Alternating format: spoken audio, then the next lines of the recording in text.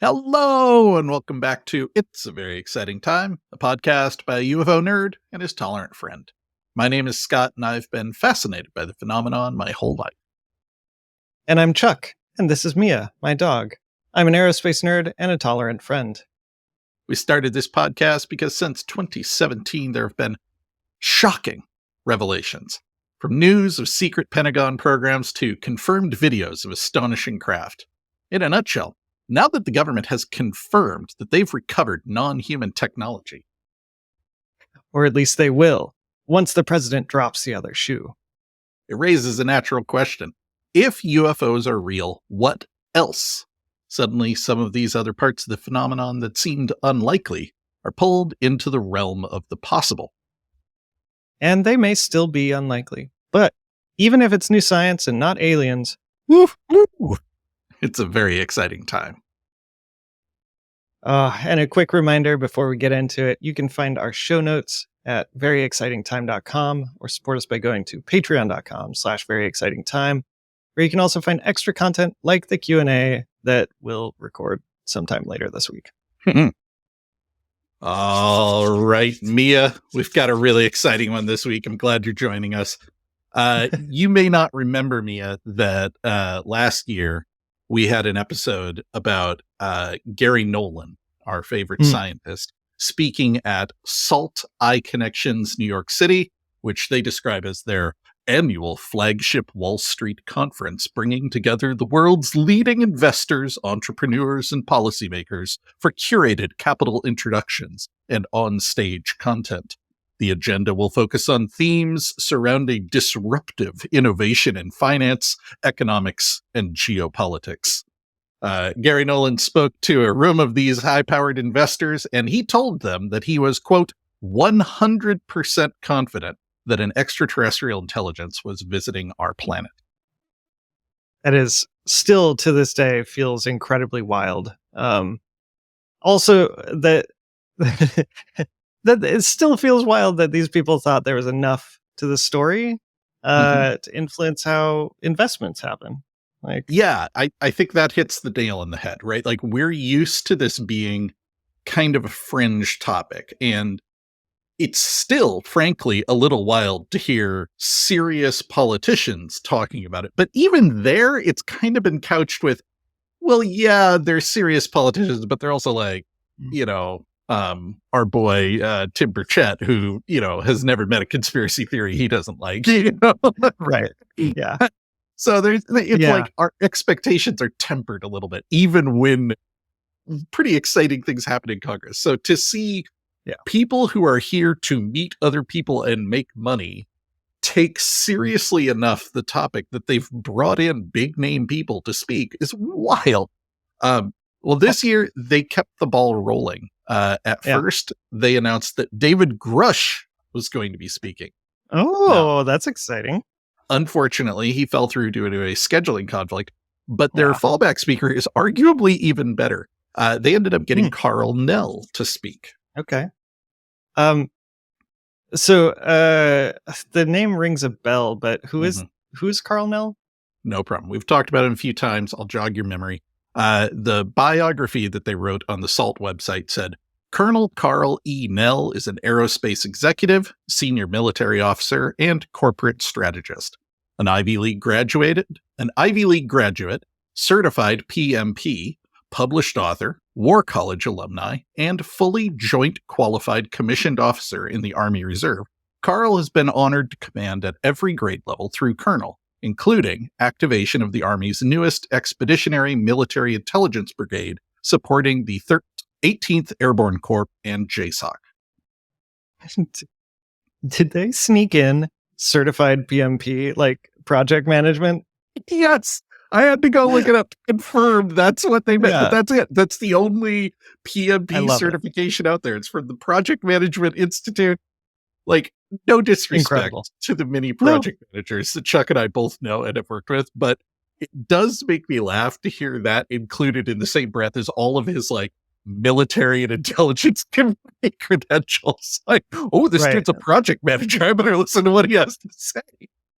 I mean, really, I wish more of them were, but it's it's not a certification I would qualify say is as big Yeah, as those other ones. totally. It's a little odd. Like I'm not sure, but I feel like I might accidentally be certified. Um just because the number of trainings you and I have gone through. True story. I know I was a certified Scrum Master at one point. Yeah. Anyway, Chuck's lost his point in the notes, which is where he's supposed to say, "Hey, Scott, wasn't Karl Nell connected to David Grush?" Thank you. I was busy petting my dog. Thank you for covering my point. So, It- how is he connected to David Grush?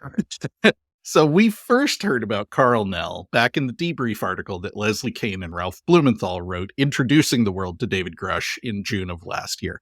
In the debrief article, they said, quote, Karl E. Nell, a recently retired Army colonel and current aerospace executive who was the Army's liaison for the UAP task force from 2021 to 2022 and worked with Grush there, characterizes Grush as beyond reproach. Nell was quoted as saying, Grush's assertion concerning the existence of a terrestrial arms race occurring sub rosa over the past 80 years, focused on reverse engineering technologies of unknown origin, is fundamentally correct, as is the undisputable realization that at least some of these technologies of unknown origin derive from non-human intelligence. And perhaps sensing that anybody reading this article will be like, okay, cool that this Karl Nell guy agrees with him, but why should we care what this Karl Nell guy thinks? The debrief article also included this quote. In a 2022 performance evaluation, Laura A. Potter, Deputy Chief of Staff for Intelligence, described Nell as, quote, an officer with the strongest possible moral compass.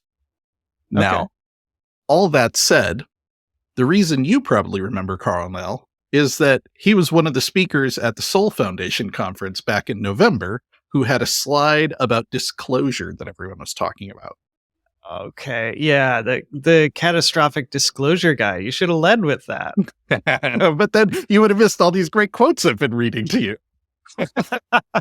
Also, Yes. how do we know that Laura A. Potter is also beyond reproach? Ooh, it's turtles all the way down, buddy. Okay. So yeah, the catastrophic disclosure stuff, we've talked about it quite a lot, so I'm not going to get too into the weeds. But yeah, at the Soul Foundation, Nell's talk was about two things. First, he spent most of his time talking about the Schumer UAP disclosure amendment, which we were very excited about. And it was extremely frustrating because by the time the talk came out to the public, the Schumer amendment had been gutted. Right. So it was a little painful listening to Karl talk about all the great things about the Schumer amendment, what it was going to do, and how it was going to like bring about disclosure. And then like, yeah, none of that stuff happened. Yeah. But the second half of his talk was just as interesting. And in the second half of his talk, he outlined a possible plan for disclosure. And we should note, this is not like him coming to us with a slide from the government that this is the government's plan for disclosure. He was outlining a possible way that it could happen to address the concerns that people have about it. He said, disclosure is a process, not an event, and it's going to stair step across these phases. And briefly, there were three phases. Phase 1 had a goal of government acceptance of UAP by January of 2024. And he argued that this had, in fact, already happened, with two members of the Gang of Eight pushing forward the UAP disclosure amendment. Phase 2 had a goal of academic acceptance by January of 2026.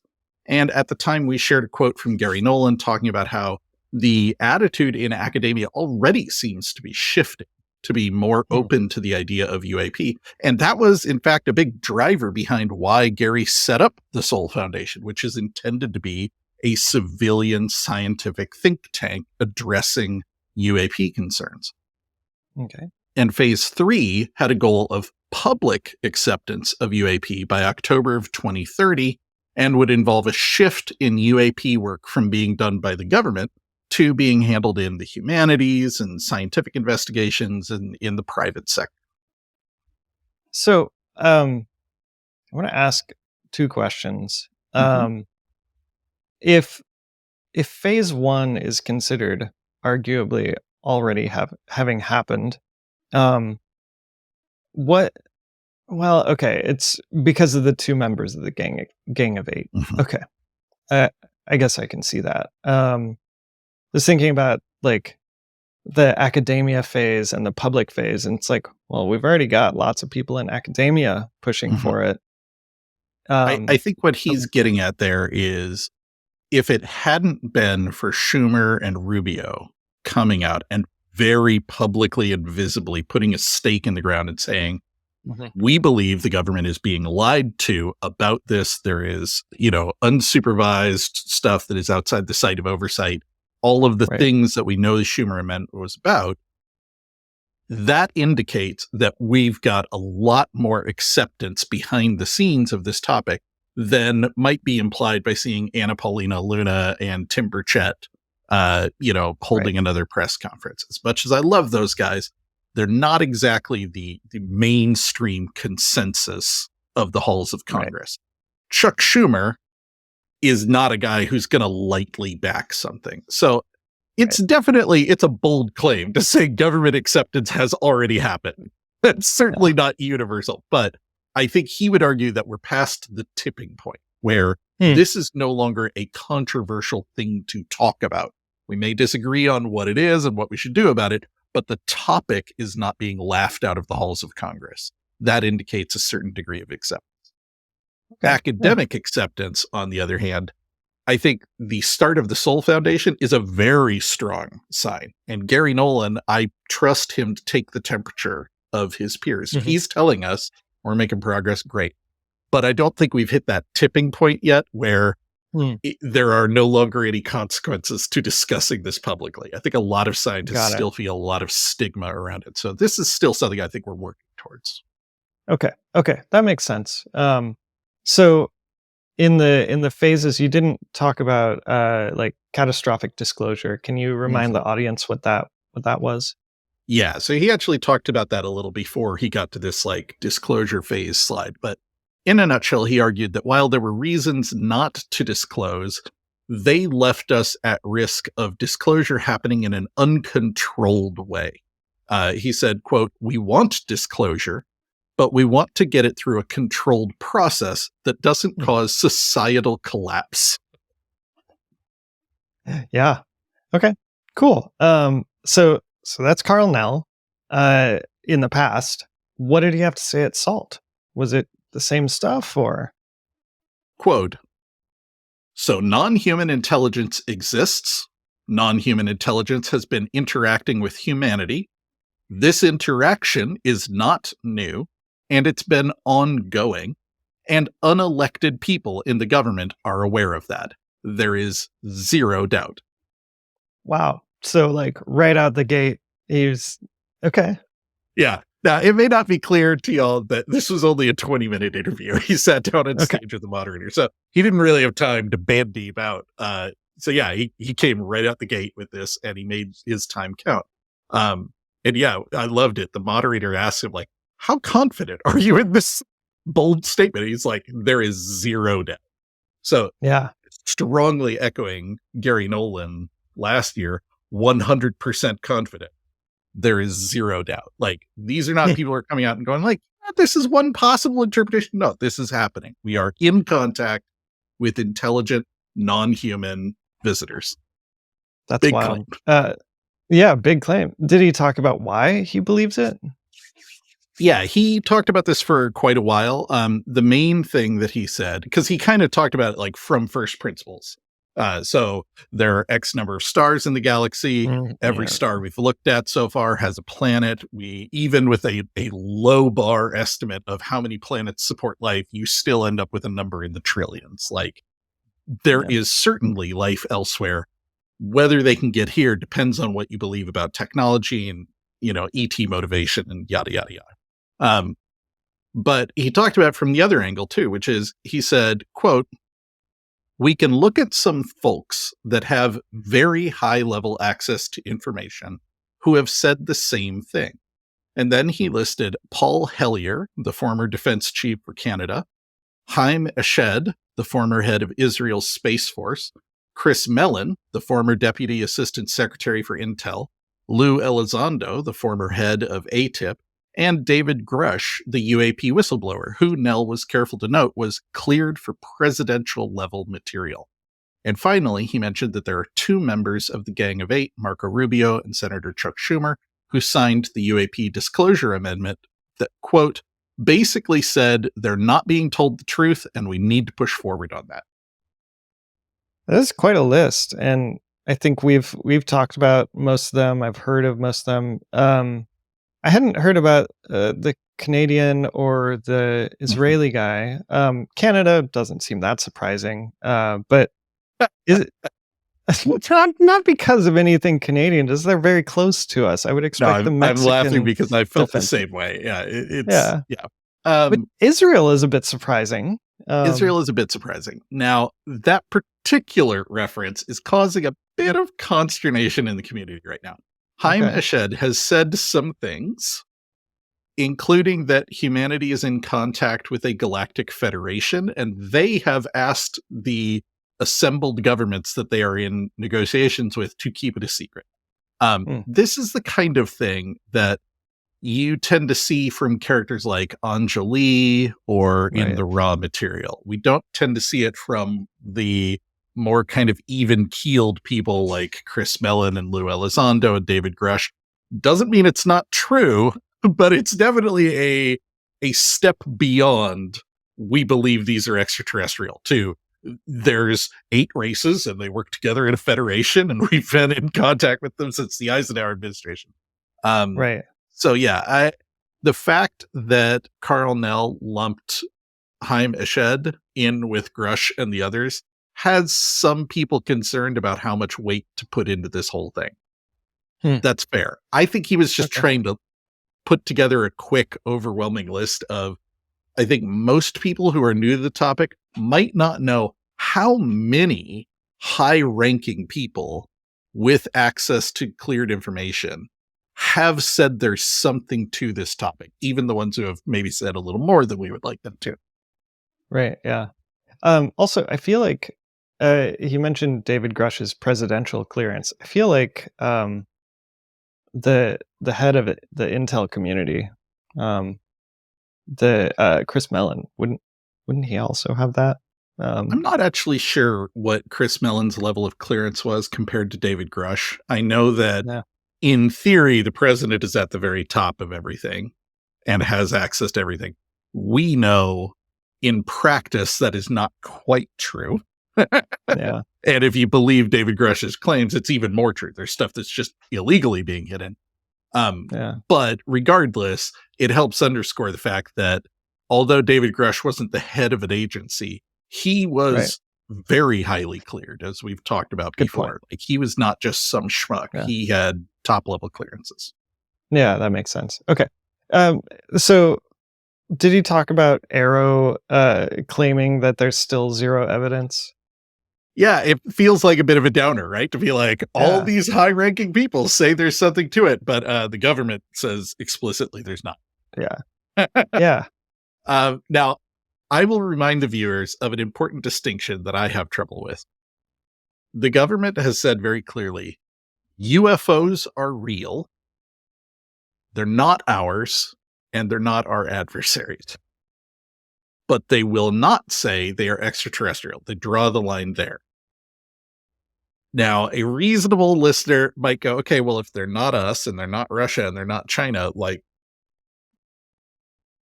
who then? Like, who does that leave? And they're like, I don't know, but it's not any of those. Like, and it's not alien. Like, okay, buddy, I don't know where to go with this. But that is the government to kind of like line in the sand. So Karl Nell talked about this. He said there's 6 basic reasons why the government might not want to formally disclose an extraterrestrial origin of UFOs. He says there's a national security reason, there's the lack of a plan, there's the potential for societal disruption, there's the possibility that there's some non-public agreement, the implication here being a non-public agreement between the government and the extraterrestrials themselves. There's the potential for misdeeds and the desire to cover up those misdeeds. And then there's just the basic organizational intransigence and lack of priority that might be associated with the topic. Nice little Occam's razor bit there. Wait, that's not Occam's razor. Which one's the one? Hanlon's razor? Hanlon's razor. Yeah. Operational incompetence is always a possibility. That's always the answer. Yeah. He says, so all of these things are factors. The issue is that really the national security issue kind of subsumes all of the others. And so there's an opportunity maybe to contract the national security issue similarly to what was done with nuclear weapons and nuclear energy, such that nuclear energy itself is not necessarily classified and is available to the public, which is an analogy we've talked about before. If you're looking for a model of how to bring potentially extremely disruptive and dangerous technologies out of purely restricted military airspace, atomic energy is a good model. Right, yeah. And he continues, he says, but lack of plan and the potential for societal disruption are key ingredients that would prevent any responsible leader from coming forward with information if they don't have the means to address it in a responsible way. It would be irresponsible to do that. So it sounds like, sounds a little bit like he's against disclosure. Right?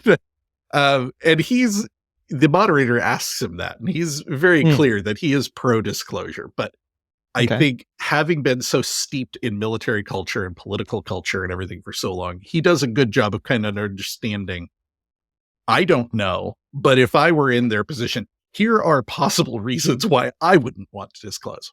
But then he then goes on to refute those. He says, okay, there are 3 reasons that trump all of those other reasons. Okay. The first issue is the moral right. The government exists for and by the people. And so the nature of reality is fundamentally not government information. People have a right to know the world in which they live. The pursuit of happiness requires that knowledge. But as a corollary to that, if there are misdeeds that were done, then they need to be remediated.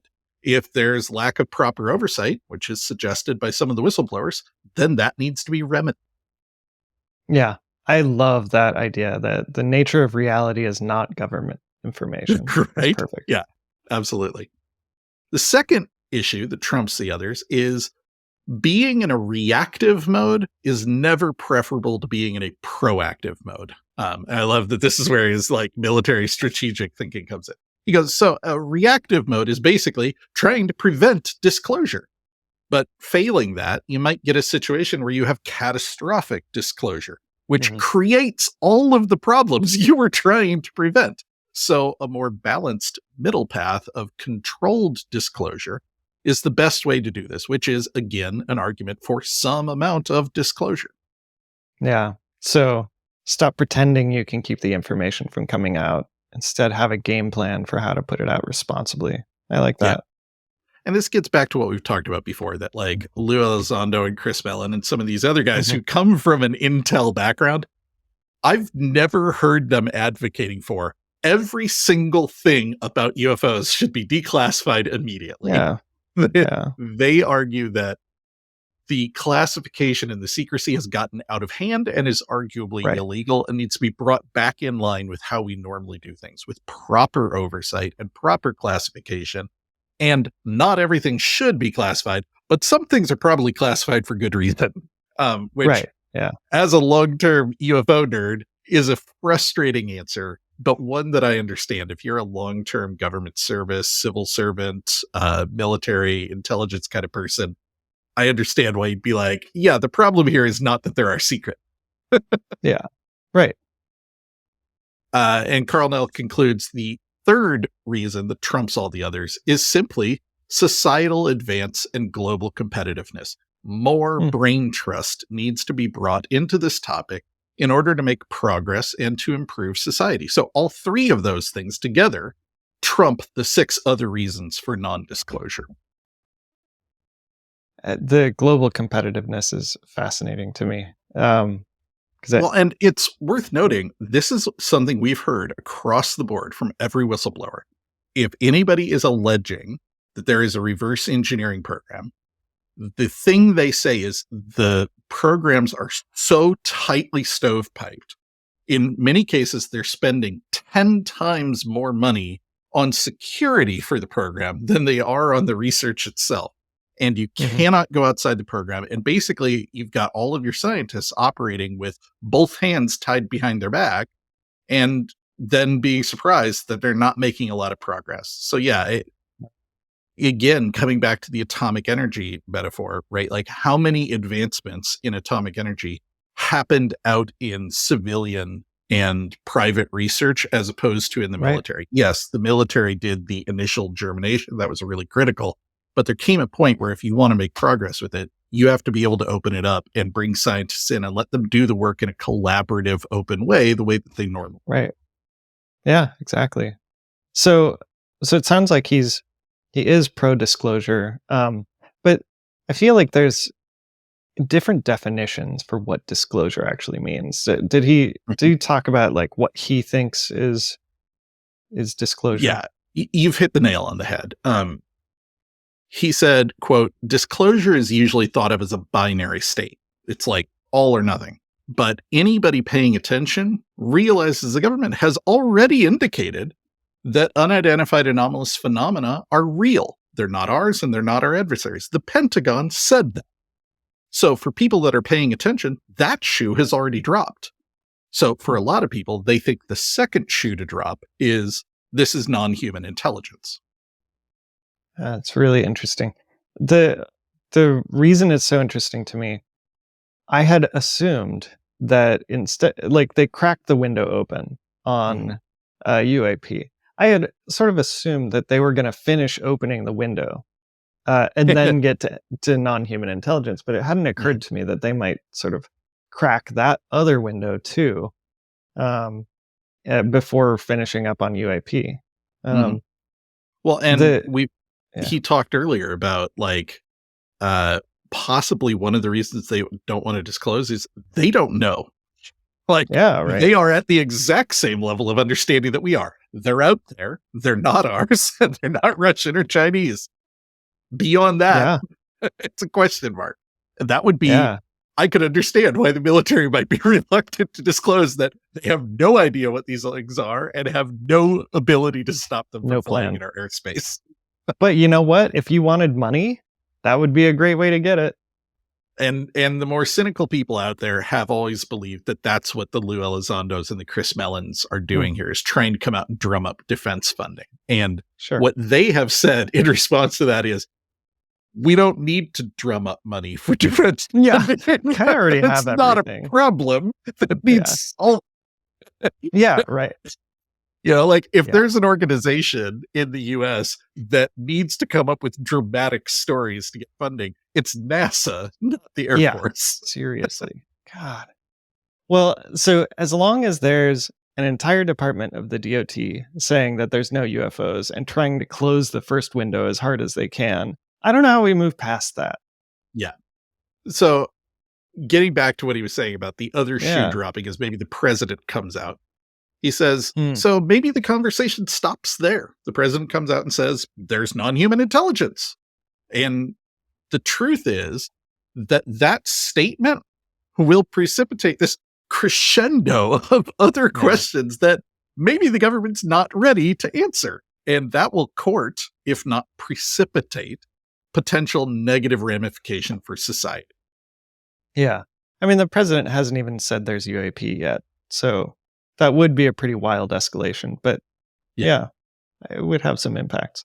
Yeah. And I think this is the thing we've touched on a lot of times is, you know, this idea that once you accept that UFOs are real and they're non-human intelligence, there's a lot of other things that come forward with it. Like, okay, well, at some point we have to talk about alien abductions. This has been the narrative for many years. And as long as the government was able to say aliens aren't real, by implication, alien abductions are not real. But if aliens are real, what about all this stuff? Did that happen? Was the government involved in that? was there a treaty? We've heard rumors that there was a treaty. Did you tell them they could abduct Americans? Like, I think that's what he means, that there's a whole cascade here of, yes, that alone is a big revelation, but in no way does disclosure stop at, there are UFOs and they're alien. Yeah. Oh, we're all done. We're closing the book. Arrow's done. Thanks for being here. Yeah. You know what, though? It would be interesting how to see if the government fully acknowledged that there were UAP and that they were alien, do you think the number of UFO sightings would go up or down? Oh, way up. Yeah? Way up. We see this all the time. Every time there's some sort of UFO news, more people show up on Reddit or UFOs, and we start getting a lot more sighting reports. And it takes a while for that new crop of incomers to get over all of the kind of known non-UFO things that people in the community have known about for a while. A big example is Starlink trains. When SpaceX launches a bunch of Starlink satellites, they spit them out like one at a time from the ship. And there's this row of satellites. And after a while, they disperse out to their intended orbits. But it's a common sight to look up in the sky and see this straight line, which is very unusual, of lights moving across the sky in a way that looks very unnatural. Now, they're not doing any of the 6 observables. They're not doing any of the crazy things, but it still catches people's attention. And it gets even weirder than that, because sometimes they're skimming on the atmosphere, and only the ones that are brushing the atmosphere are emitting any visible light. So you can often see a Starlink train looks like a pulsing light in one spot as each of the satellites hits that one spot of turbulence and kind of like glares. So there's a lot of things that the community deals with where we get well-meaning sightings from people who are excited about it. The instant word comes out like, this is real, everybody's going to be looking up and everybody's going to be seeing stuff, and not everything they see is going to be real. Like Blue Book and Arrow and, Chris Mellon and Elizondo, all of these guys have always said something like 90% of UFO reports are explainable. That's never really been in dispute. The question is, what do we do with the other 10%? Yeah. So I have 2 things to say here. First, satellites don't generally have lights. However, at like sunset or when they're going, they're often visible for longer, and so they look like they're reflecting. But shoot, I've lost the other one. Well. You got so excited to talk about an aerospace thing, and your ADD struck again. Yeah, it did. It really did. Okay. So the reason I was thinking about it is, and I suppose this is true with aircraft as well, but at this point, I don't think there's a lot of people who report sightings of aircraft, like just airplanes in the sky, because they're well acknowledged. We know why they're there. Yeah. But I'm thinking about back when airplanes were new. Probably there were airplane spotters, and I know that there are still airplane spotters now. But no, I get your larger point that there will come a time after it's acknowledged where UFOs become a mundane sighting, and that's a wild thing to think about. Like, oh, yep, there goes another one.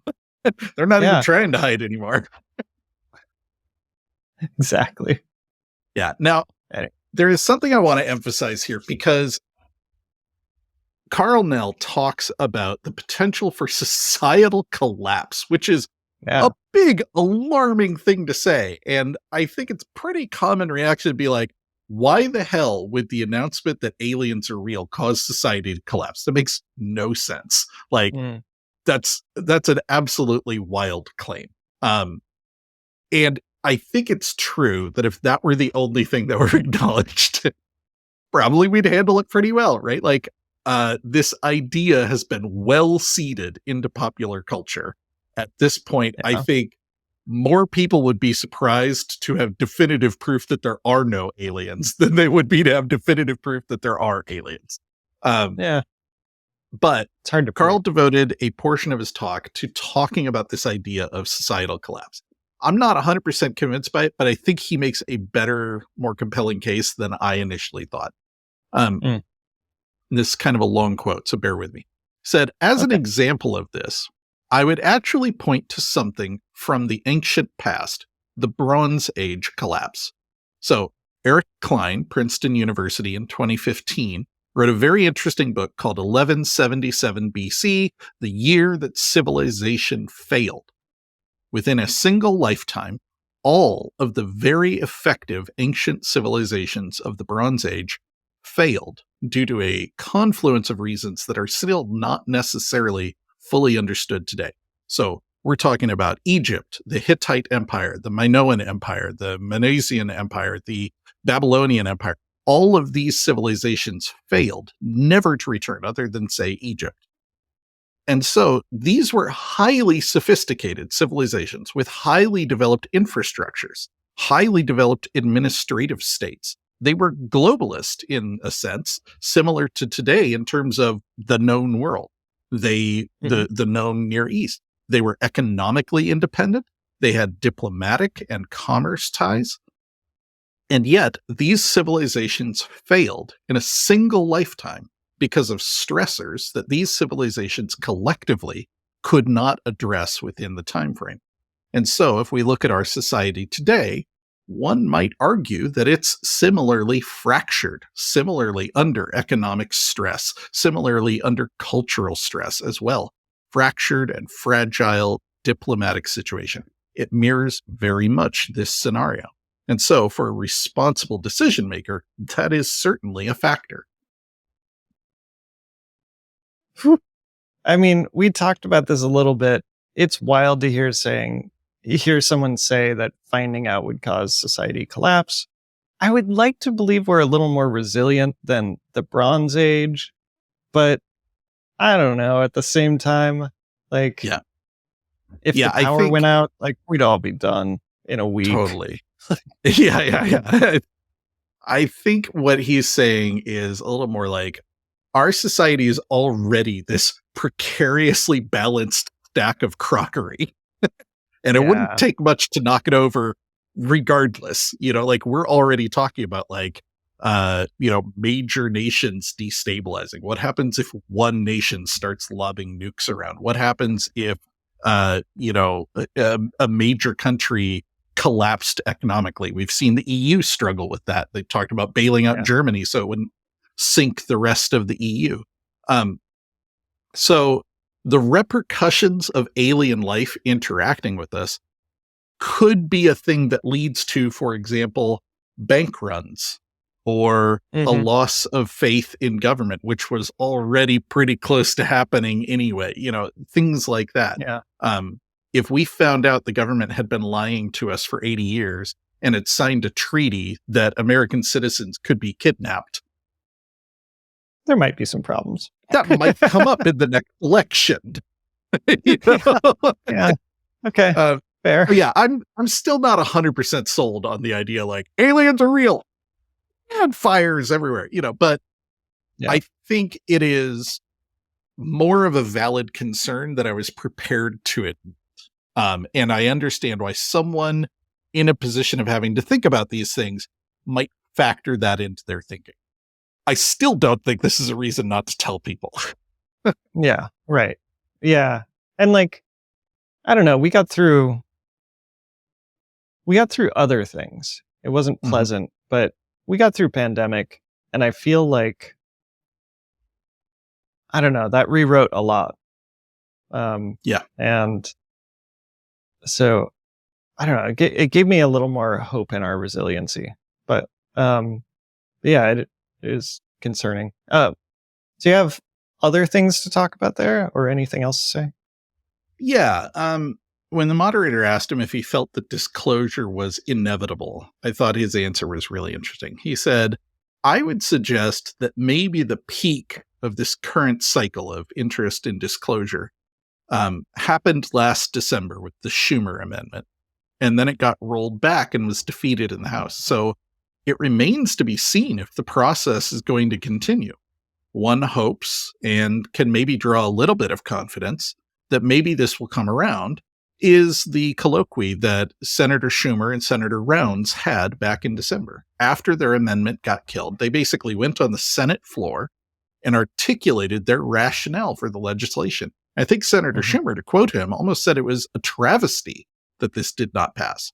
So here's this bipartisan colloquy on a topic that I guess most people would probably consider fringe. And yet, these two senators felt the need to do that and to double down on their desire to see this through. So hopefully we'll see maybe a reintroduction of some version of that this summer, with the goal of maybe putting it in the NDAA by the end of the year.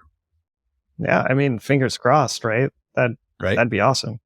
Now, speaking of, Matt Laszlo of Ask a Poll spoke to Senator Rounds this week, who was one of the two co-sponsors of the UAP Disclosure Amendment, and he confirmed that negotiations are happening regarding the UAP Disclosure Amendment in the next NDAA. Now, nobody knows what that looks like. Yeah. Are they just putting the whole bill back in? Are they just going to, because a version of it passed, right? They just gutted it. So do they submit amendments to the existing act that kind of puts some of the teeth back into it? Nobody knows, but it does seem like the thing is not dead in the water. There is some level of activity around. Yeah. Okay, great. I'm excited to see how that turns out. Yeah. Now, surprisingly, this talk didn't make a lot of splash in the community. I mean, I shouldn't say that. It did. Everyone was talking about it, but everyone was just posting it. They were posting quotes for it. I didn't see a lot of reactions to it. But there were two reactions that I want to share. First is retired Navy Rear Admiral Tim Gallaudet said, quote, "My colleague, retired Army Colonel Karl Nell, gave an exceptional interview at the recent SALT conference. His topic was UAP, formerly known as UFOs, and he said with 100% certainty that he knows that the world is being visited by a higher level non-human intelligence. I know that he is correct with complete certainty." Shit. Hearing it from a rear admiral is also fascinating. Has he talked about this before? Short answer, yes. We've talked about Gallaudet a little bit before. He was an administrator at NOAA. He was the one that told that story about seeing an email come in that was later revoked. Right.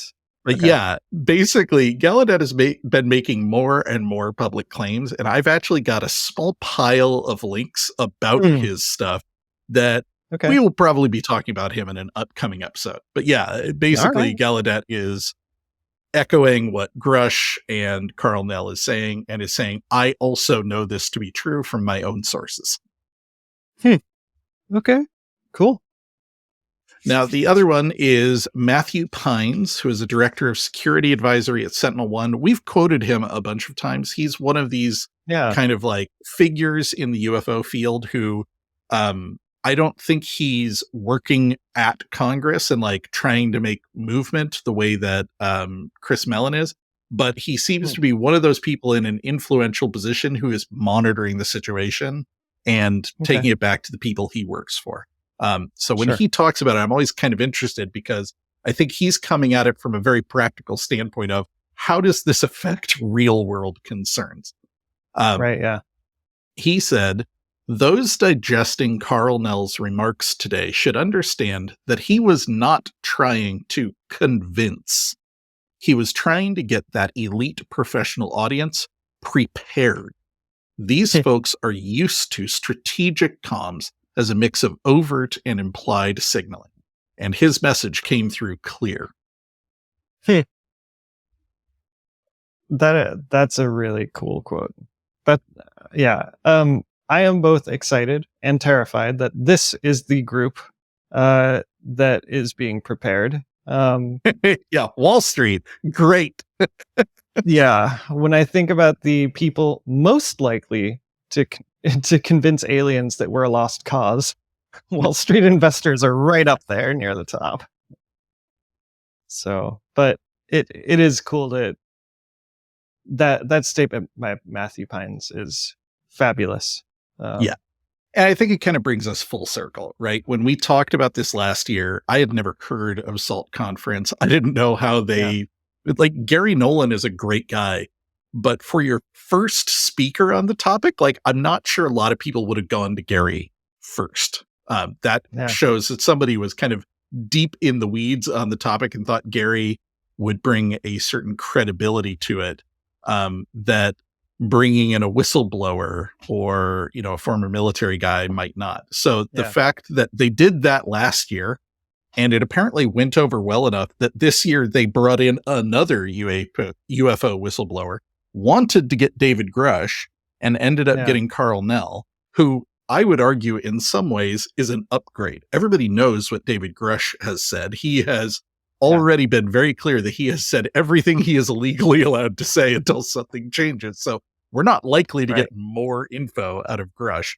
But Karl Nell, last time we talked about him, you and I were both like, I wish we had more time with it, because he had 40 minutes on stage and he spent 25 of them talking about the amendment that failed to pass. And I wanted a lot more about the back half of his, you know, like, tell me more about catastrophic disclosure. Tell me more about how a plan to disclosure could work. What do you mean public acceptance by 2030? How did you come up with 2030? Like, I have so many more questions for Karl Nell. So it's always good to see a little more of him. And again, the fact that he was their second choice after David Grush tells you that the people putting this on are not like casually dipping their toes in the UFO field. Karl Nell is not like a mainstream name. I run into people who aren't super into UFOs, but they know I am, and they've heard of David Grush, and they'll mention him to me. Yeah. Nobody's coming up like, you hear about Karl Nell? That, like, so it tells me that, like, the SALT conference is taking this seriously. It went over well enough last year that they didn't feel weird about doing it again, right? Like, you do this one year, like, who knows, like someone was testing it out. How did they receive it? We never heard. Like, maybe last year, all of the investors got up and left the room as soon as Gary Nolan started talking. Well, the fact that they brought another UAP person forward this year strongly implies that there was at least some level of interest, Yeah. I'm sure there is interest. I'm with you, man. I share all of your concerns about Wall Street bigwigs being the first people to seem to take this seriously outside of government. But as usual, the thing that I think is interesting is seeing that the topic is moving out of X-Files themed territory. That's kind of my marker for when someone is bringing it up, but they think it's going to be treated as a joke. They kind of preemptively get out ahead of it by playing the X-Files theme song over it. Like, oh, we're going to talk about UFOs. Like, oh my God. All right, fine, buddy. Whenever somebody comes out, just takes it straight. Like, hey, today we're going to talk to Karl Nell, who's going to talk to us about the government's plan for disclosure. Like, oh shit, this is happening. So do you really have a pile of questions for this person? Because I could come up with one, like, off the top of my head. There's a lot of, like, odd little things in his slides that he didn't have time to get into. He just kind of glossed over it. Yeah. A lot of them are just about dates, like what led him to believe. Like, he explained why phase 1 in January of 2024, he believed was already, we can check that one off. There's room to disagree with him, but I understand why he chose that date. The next 2 phases had what felt to be totally arbitrary dates. What were those pegged to? What was it like? I don't know, 3 years seems to be enough. I have no idea. I would love to get a lot more information about what led him to create this slide, what started him down this path. Was this something he prepared while he was in the government? This is a version of something he gave to a real person. Right. So many questions. Yeah, I would love to. And don't get me wrong, I would love to talk to David Grush also. But I'm pretty confident I know how that conversation would go. I would have a good time, and he would tell me all the same things he's told me before, and he would be unable to answer any new questions. Yeah. I'm just wondering if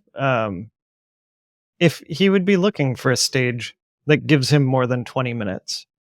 That has all the AV stuff already figured out. Buddy, we've got no time limit on our podcast. That's right. My mom said I can stay up as late as I want. I know, right? Yeah. Well, we should email him and see if he's interested. I'm just gonna say right now he's not going to be, but No, he won't. if he was, that would be Would amazing. you like to come speak to dozens of listeners? There are I feel like tens this one of would us. actually. Yeah, this one would. We would post this on the UFO subreddit, and Yeah, for sure. he'd get plenty of listeners off this. All right. Thank you so much for joining us on It's a Very Exciting Time. You can find show notes and more on our website, veryexcitingtime.com, as well as links to our social media accounts. Do we have social media accounts? We do. I regularly post to Twitter and Mastodon and Blue Sky. Admittedly, right now I'm only posting like we released a new episode, but they're there. Okay. Great. Okay. That shows what I know. Okay. And feel free to email us at Scott or Chuck at veryexcitingtime.com. And if you'd like to support the show, I feel like I need to do the same thing. Like, do we actually have email accounts, Chuck? And then I don't know. I haven't tried it in a long time. I did get an email at one point, but it hasn't happened in a while. We might need to. So I know they're real. It's just funny that I want to throw it back at you. I mean, you haven't subscribed to our Patreon, even as a free member. So do we have a free tier? I think Patreon has a thing, but maybe we should make a free tier officially or something. All right. I'll tell you what, you make a free tier and I will back at the free tier. Because, yeah, I probably should be subscribed. Strong support from Scott. All right. Speaking of Patreon, where would our users go if they wanted to join our Patreon? Right. Yeah. Patreon.com/veryexcitingtime. All right. And Chuck, as always, my wife thanks you for listening to me talk about UFOs so she doesn't have to.